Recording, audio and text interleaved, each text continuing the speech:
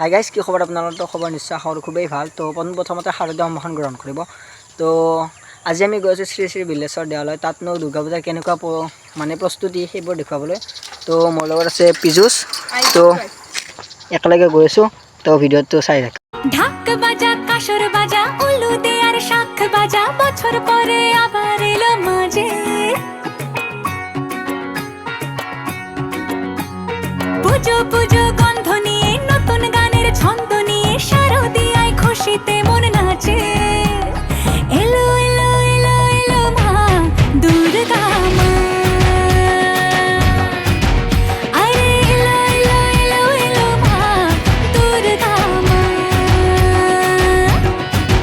হে ঢাক বাজা কাসর বাজা উলু দে আর শাখ বাজা বছর পরে আবার এলো মাঝে পুজো পুজো গন্ধ নিয়ে নতুন গানের ছন্দ নিয়ে শারদীয়ায় খুশিতে মন নাচে এলো এলো এলো এলো মা দুর্গা মা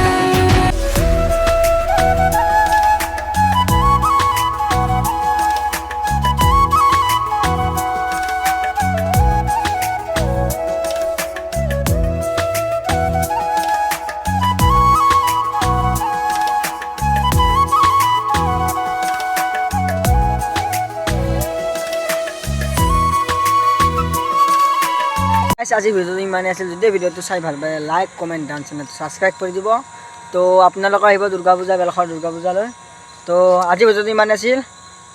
বাই বাই, জয় অসম।